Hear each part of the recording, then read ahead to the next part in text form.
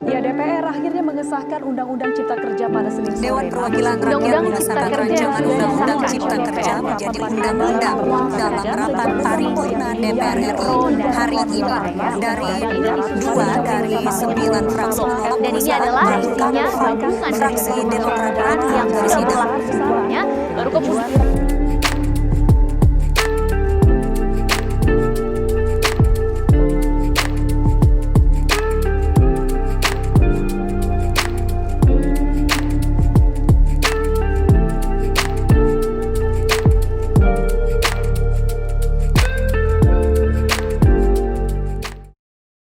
Teori hukum murni yang diciptakan oleh Hans Kelsen, seorang ahli hukum dan filsuf hukum. Kelsen menggunakan istilah ini untuk menunjukkan norma dasar, perintah, atau aturan yang membentuk dasar dari sebuah sistem hukum. Teori ini didasarkan pada kebutuhan untuk menemukan sumber semua undang-undang, yang dimana undang-undang dasar dan konstitusi dapat memperoleh legitimasi. Mereka mirip dengan konsep dari prinsip-prinsip pertama. Norma dasar ini lebih sering dianggap sebagai hipotesis. Adolf Julius Merkl lahir pada tanggal 23 Maret 1890 di Wina. Dia adalah seorang sarjana hukum konstitusional dan administrasi Austria. Sebagai murid Hans Kelsen, dia adalah salah satu perwakilan terpenting dari Sekolah Teori Hukum Wina dengan karyanya pada struktur bertahap sistem hukum.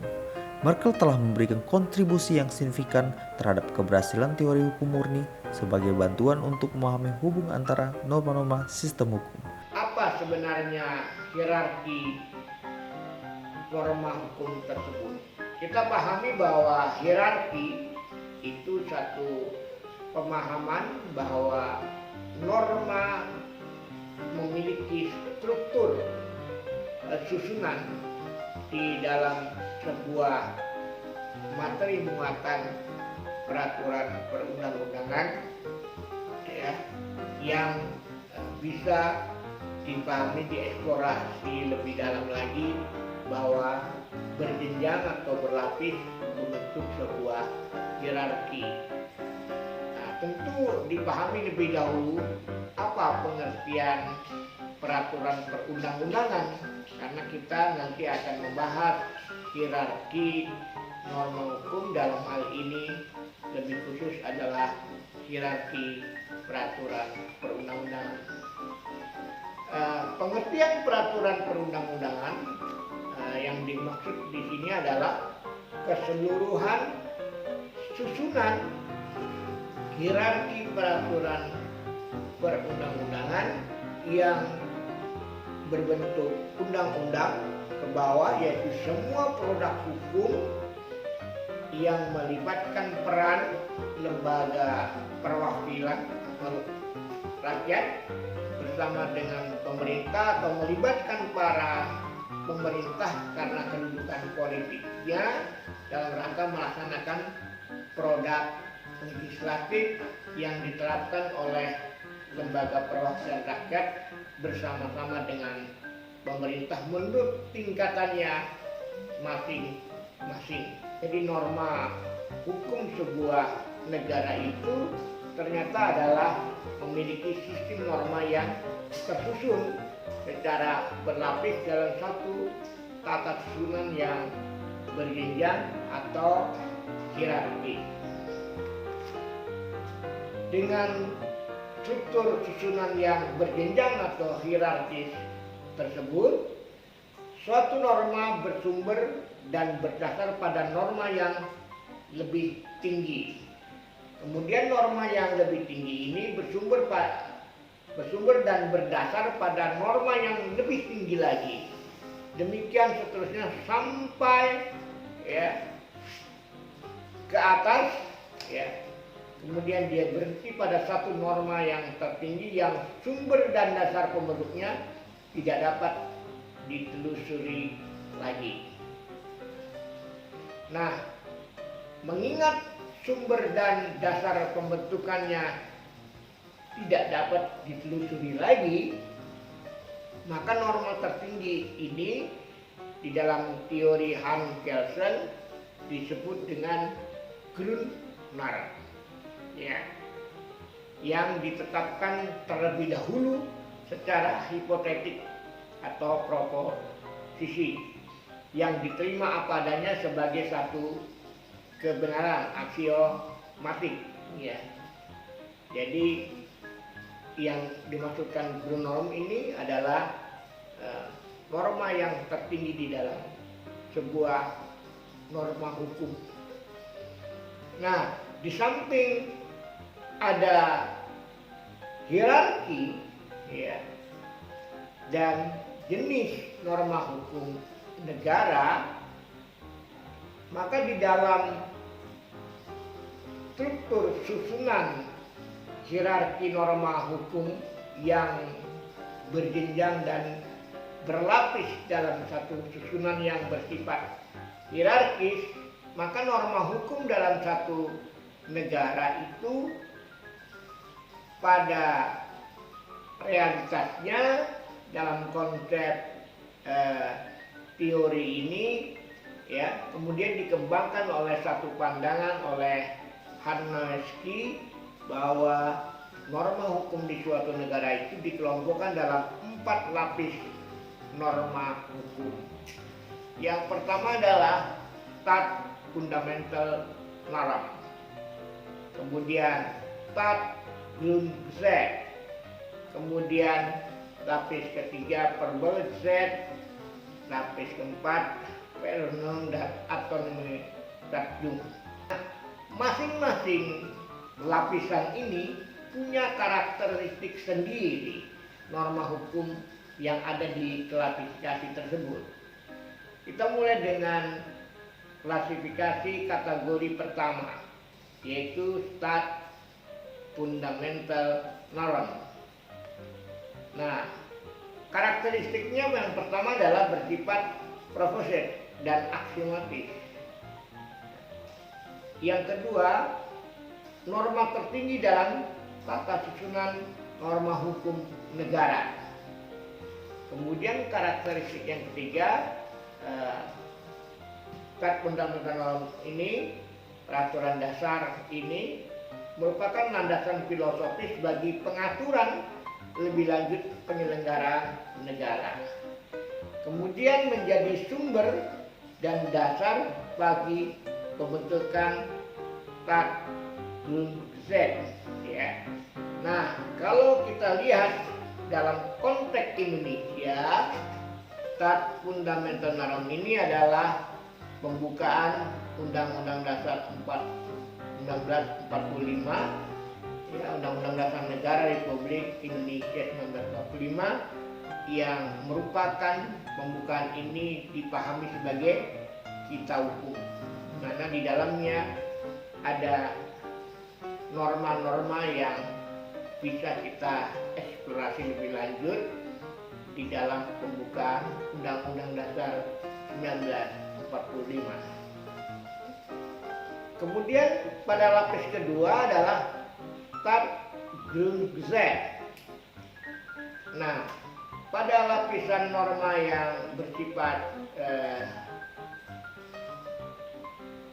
norma hukum yang dikategorikan Stat Grundgesetz ini, karakteristiknya pertama bersifat general, hanya garis besar saja. Kemudian berbentuk norma hukum yang tunggal, ya.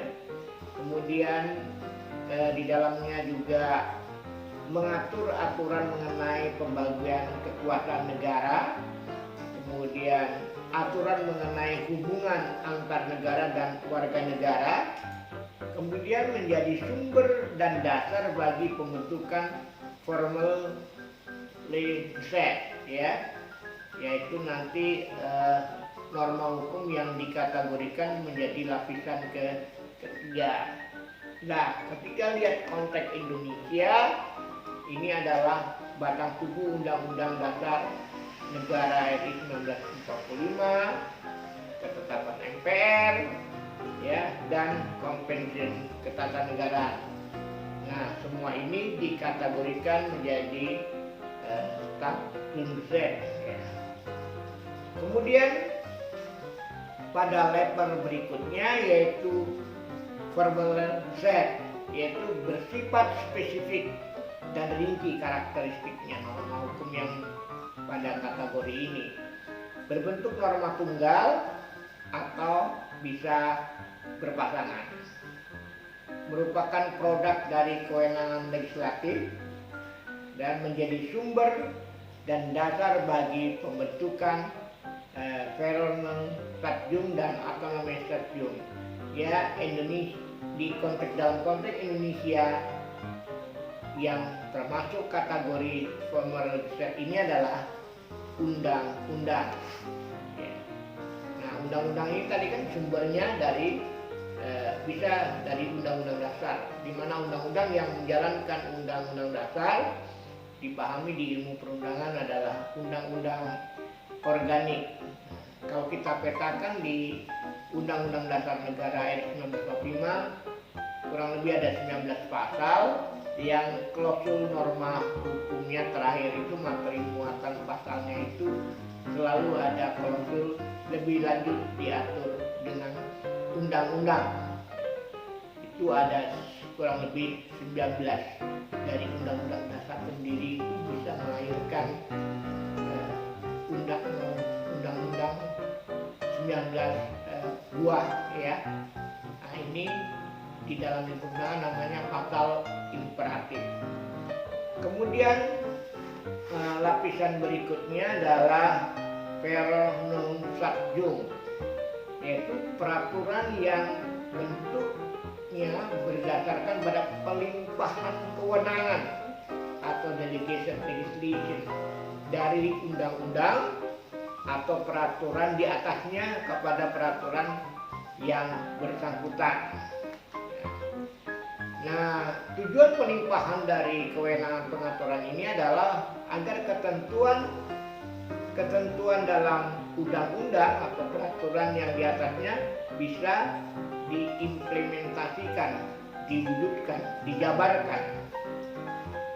Kita beri contoh untuk kategori ini, misalnya peraturan pemerintah nomor 15 tahun 2010 tentang penyelenggaraan penataan ruang.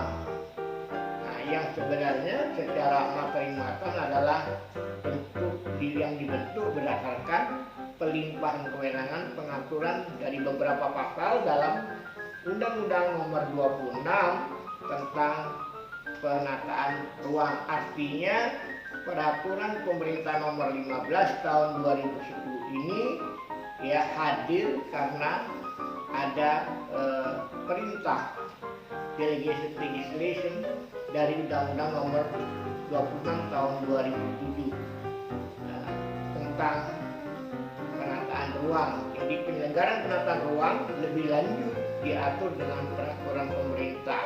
Nah, pasal itu klausulnya ada di Undang-Undang nomor 26 2007, kemudian diimplementasikan di peraturan 15 tahun 2010. Ya. Nah, yang kategori Verordnung Stadjung ini adalah di Indonesia, dalam konteks Indonesia adalah peraturan pemerintah, peraturan presiden, peraturan menteri. Ini dikategorikan pada norma hukum pada klasifikasi yang keempat. Yang kelima adalah otonomi Stadjung, yaitu peraturan perundang-undangan yang dibentuk berdasarkan pemberian kewenangan pengaturan atau atribusi legislation dari suatu undang-undang kepada suatu lembaga pemerintah. Ya. Tujuan dari pemberian kewenangan pengaturan ini adalah sebagai alat bagi lembaga pemerintah tersebut dalam penyelenggaraan kewenangan pemerintahan yang diatur dalam undang-undang tersebut. Misalnya pemerintah daerah provinsi DKI Jakarta, ya, Undang-Undang nomor 8 2007 tentang ketertiban umum itu dibentuk berdasarkan pemberian kewenangan dari Undang-Undang Pemda yang hari ini yaitu Undang-Undang nomor 2014, Undang-Undang nomor 23 tahun 2014 tentang pemerintahan daerah. Ya, jadi yang dikategorikan otonomi Stadjung ini di konteks Indonesia adalah peraturan Bank Indonesia, peraturan KPU, peraturan daerah, karena keberadaannya kan ini adalah lembaga pemerintah yang diberikan kewenangan untuk mengeluarkan regulasi. Nah, ketika masuk ke dalam Undang-Undang Dasar Negara Republik Indonesia, secara eksplisit Undang-Undang Dasar Negara RI 1945 hanya menyebutkan beberapa jenis peraturan, yaitu peraturan perundang-undangan, yaitu undang-undang, peraturan pemerintah pengganti undang-undang, perpu, dan peraturan pemerintah. Nah, kalau kita telaah dengan mengacu kepada teori Hannoski, maka keberadaan lembaga negara dan lembaga pemerintahan, ya, di dalam Undang-Undang Nomor 12 Tahun 2011 sebagaimana dirubah Undang-Undang Nomor 15 Tahun 2011 dapat ditemui beberapa jenis peraturan yang tumbuh dan berkembang dalam praktek ketatanegaraan Indonesia. Nah, jadi ada yang nanti di dalam hierarki peraturan perundang-undangan, ada yang di luar hierarki peraturan perundang-undangan. Ya. Jadi kita mengacu kepada teori Hannoski, pembukaan Undang-Undang Dasar 45 itu merupakan bab fundamental dalam batang tubuh bab MPR dan Konvensi Ketatanegaraan adalah tat cum sed, ya. Maka peraturan perundangan yang melingkupi baik formal sed maupun verbal satjung atau autonomous satjung, ya, ini meliputi undang-undang yang dibentuk oleh DPR bersama Presiden sebagai jenis tertinggi, jenis peraturan yang tertinggi, dan jenis lain yang dibentuk oleh lembaga pemerintahan berdasarkan delegasi kewenangan atau atribusi kewenangan. Sehingga di konteks peraturan Indonesia bisa saja kita telaah dengan teori Hannoski, tapi juga ada peraturan perundang-undangan, ya, di luar hierarki.